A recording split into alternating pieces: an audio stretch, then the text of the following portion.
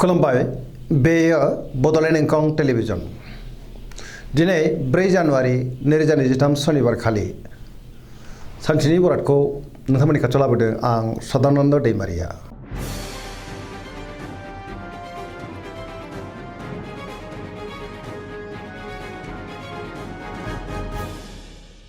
सिगां फरायनो लादों मेष राशि गिबि हांखो अ ल दिनैनि साना मोजां आरो गाज्रिनि गेजेरजों बाबेनलांनो हागौ। गोबां रोखोमनि बेले बेजे थासारिया फैनो हागौ। गुबुननि थाखाय नाङा फाङा जेंनायाव गोग्लैनांनोबो हागौ। सांग्रां जानाया गाहाम। मावनो लानाय खामानिखौ मावफुंनो गोब्राब जागोन। माबा नङा माबा मोनसे गोरोन्थि जालांनो हागौ। गोसोआ दिनै जोबोर उसुखुथु जागोन। देहाया मोजाङै थागोन। अब्लाबो नाथाय जानाय लोंनायाव सांग्रां जानांगोन। बहानिफ्रायबा हरखाबै गाज्रि खौरांबो फैनो हागौ। रांखावरियाव मोजां। गोबां धोन आरजिनोबो हागोन। आयाबो दिनै बांनो हागौ। बेफार फालांगियावबो मोजां होनजायो। सोरबा लोगोनिफ्राय हेफाजाबबो मोननो हागौ। न'खराव बिसि फिसायनि गेजेराव अनलायनाय फैगोन। बिमा बिफानिफ्राय अननाय आरो बोरखौ मोननो हागौ। गोसोनि बोलोआ नाथाय अब्लाबो लोरबां जानोबो हागौ। समाजाव मान मोनगोन। लाइमोनफोरा जोबोर रमान्टिकबो जागोन आरो गावबा गावनि गोसोनि साननायखौ फोरमायलायनोबो हागोन।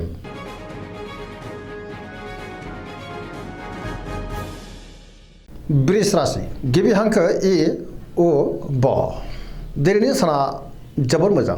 गोसोखौ दिनै जोबोर गोजोननाय मोनगोन। मोनफ्रोमबो बिथिङावनो जाफुंसारगोन। गोबां मोजां खाबुबो दिनै फैनो हागौ। गोसोआ दिनै जोबोर गोजोनगोन।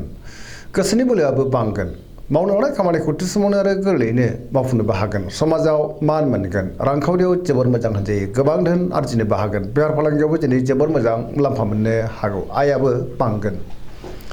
न'खराव बिसि फिसायनि गेजेराव अनलायनाय फैगोन। बिदा फंबायजों दिनै मोजां सोमोन्दो थागोन। देहाया मोजाङै थागोन। गुबुननिफ्राय थोजासे हेफाजाब मोननोबो हागौ। जायखि खामानि मावा मानो मोनफ्रोमबो खामानिखौनो दिनै गोरलैयैनो मावफुंलांनो हागोन। लाइमोनफोरनि गोसोआ दिनै जोबोर रमान्टिक जागोन। गोसोनि साननायफ्रा जाफुंगोन। पजिटिभ गाज्रिनि गोहोम गोग्लैनोबो हागौ।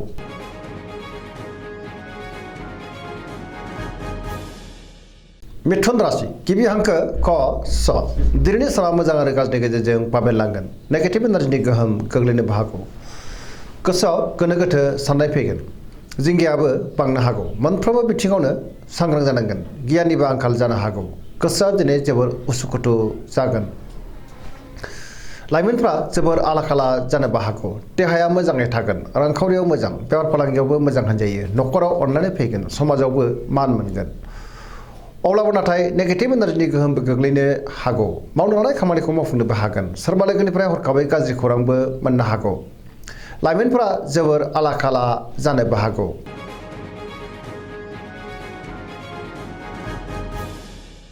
कर्कट राशि गिबि हांखो ड ह दिनैनि साना जोबोर मोजां। गुबुनजों मोजां मोनजागोन। गोबां मोजां खाबुबो फैनो हागौ। गोसोखौ दिनै जोबोर गोजोननाय मोनगोन। सोरबा लोगोजों बाख्नायजानो हागौ। गोसोनि साननायफ्रा मोगथाङाव जाफुंगोन।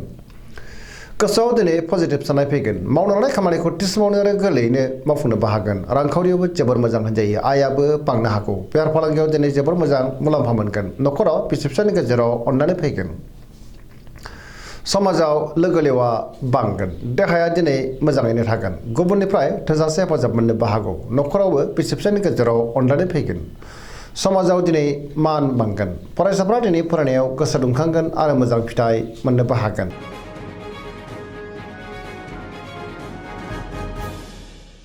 सिंह राशि गिबि हांखो म ट दिनैनि साना जोबोर मोजां। गोसोआव दिनै पजिटिभ साननाय फैगोन। गोथों आरो गोग्गो साननो रोंगोन। गियाननि आंखाल जानाय नङा। मावनो लानाय खामानिखौ थि समावनो आरो गोरलैयैनो मावफुंनोबो हागोन। सोरबा लोगोनिफ्राय मोजां खौरांबो फैनो हागौ। लोगो लेवानि अननाय आरो मोजां मोननायखौ मोननो हागोन। बहाबा दावबायनो एबा हान्थिनो खाबु मोननोबो हागौ। रांखावरियाव मोजां। अब्लाबो नाथाय खरसायाबो बांनो हागौ। बेफार फालांगियाव मोजां मुलाम्फा मोनगोन। गोसोनि साननायखौ गुबुननो फोरमायनोबो हागोन। न'खराव बिसि फिसायनि गेजेराव अनलायनाय फैगोन। समाजाव दिनै गोबां मान मोनगोन। गुबुननि गोसोखौ गोरलैयैनो बोनोबो हागोन। देहाया दिनै मोजाङै थागोन। बयजोंबो गोरोबनो रोंगोन। गुबुननि थाखाय गोबां मोजां खामानि मावनानै होनोबो हागोन। गोसोआ दिनै जोबोर रमान्टिक जागोन आरो गावबा गावनि गोसोनि साननायखौ फोरमायलायनोबो हागोन।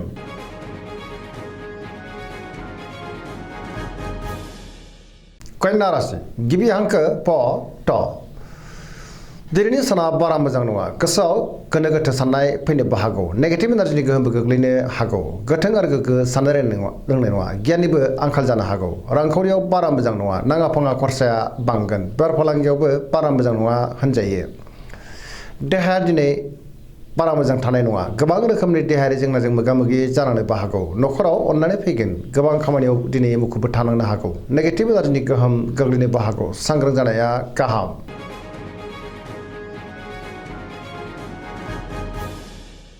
तुला राशि गिबि हांखो र ट दिनैनि साना मोजां अब्लाबो नाथाय गोबां रोखोमनि खामानियाव मुखुब थानांनो हागौ गोसोआव मेंनाय फैनो हागौ आरो गोसोनि साननायफ्रा टेबोर नांनोबो हागौ मावनो लानाय खामानिखौ मावफुंनो गोब्राब जागोन देहाया मोजाङै थागोन अब्लाबो नाथाय जानाय लोंनायाव सांग्रां जानांगोन रांखावरियाव मोजां न'खराव बिसि फिसायनि गेजेराव अननानै फैगोन बिदा फंबायजों मोजां सोमोन्दो थागोन गुबुननि गोसोखौ बोनो हागोन सोरबा लोगोनिफ्राय हेफाजाबबो मोननो हागौ गोदान थांखि लानो हागोन सेंग्रा सिख्लाफ्रा जोबोद रमान्टिक जागोन आरो गावबा गावनि गोसोनि साननायखौ फोरमायलायनोबो हागोन फरायसाफ्रा दिनै फरायनायाव गोसो दुंखांगोन आरो मोजां फिथाइ मोनगोन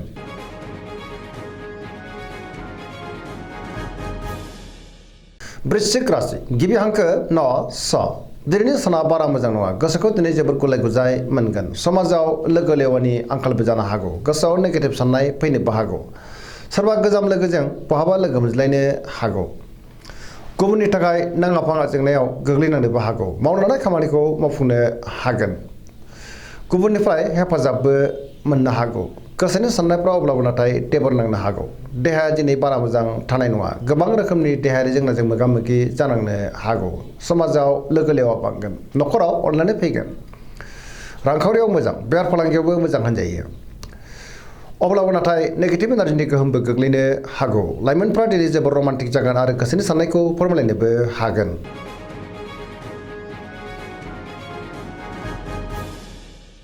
धनु राशि गिबि हांखो ध फ भ दिनैनि साना बारा मोजां नङा गोसोखौ दिनै जोबोद गुलाय गुजाय मोनगोन मावनो लानाय खामानिखौ थि समावनो मावफुंनो गोब्राब जागोन माबा नङा माबा मोनसे गोरोन्थि जालांनो हागौ सोरबा लोगोनिफ्राय गाज्रि खौरांबो फैनो हागौ गोसोनि साननायफ्रा देबार नांगोन रांखावरियाव मोजां अब्लाबो नाथाय खरसायाबो बांगोन बेफार फालांगियाव मोजां होनजायो समाजाव मान मोनगोन देहाया दिनै बारा मोजां थानाय नङा गोबां रोखोमनि देहायारि जेंनाजों मोगा मोगि जानांनोबो हागौ जानाय लोंनायाव सांग्रां जानांगोन न'खराव बिसि फिसायनि गेजेराव अनलायनाय फैगोन बिदा फंबायजों दिनै मोजां सोमोन्दो थागोन आरो बिसोरनिफ्राय थोजासे हेफाजाबबो मोननो हागौ लाइमोनफोरनि गोसोआ दिनै जोबोद रमान्टिक जागोन आरो गावबा गावनि गोसोनि साननायखौ फोरमायलायनोबो हागोन फरायसाफ्रा दिनै फरायनायाव गोसो दुंखांगोन आरो मोजां फिथाइ मोनगोन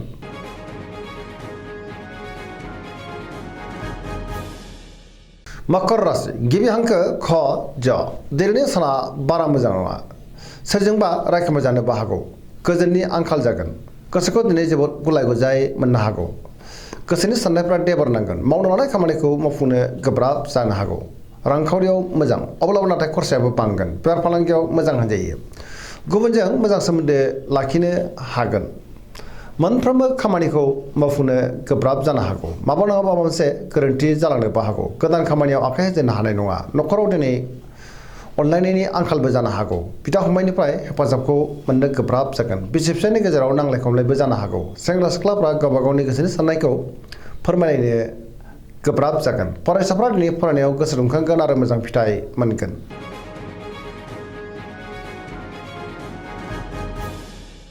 कुम्भ राशि गिबि हांखो ग स दिनैनि साना जोबोद मोजां गोसोखौ दिनै जोबोद गोजोननाय मोनगोन मावनो लानाय खामानिखौ थि समावनो आरो गोरलैयैनो मावफुंनोबो हागोन बहानिफ्रायबा मोजां खौरां फैनोबो हागौ समाजाव दिनै मान मोनगोन गोबां मुंदांखा सुबुंजों लोगो मोनज्लायनोबो हागौ रांखावरियाव जोबोद मोजां होनजायो बहानिफ्रायबा गोबां धोन आरजिनोबो हागोन बेफार फालांगियावबो दिनै जोबोद मोजां मुलाम्फा मोनगोन देहाया दिनै मोजाङैनो थागोन न'खरावबो अनलायनाय फैनो हागौ गुबुननिफ्राय थोजासे हेफाजाब मोनगोन बिमा बिफानि अननाय आरफोरखौ दिनै मोननो हागौ बहाबा दावबायनो एबा हान्थिनो खाबु मोनगोन पजिटिभ एनार्जिनि गोहोमबो गोग्लैनो हागौ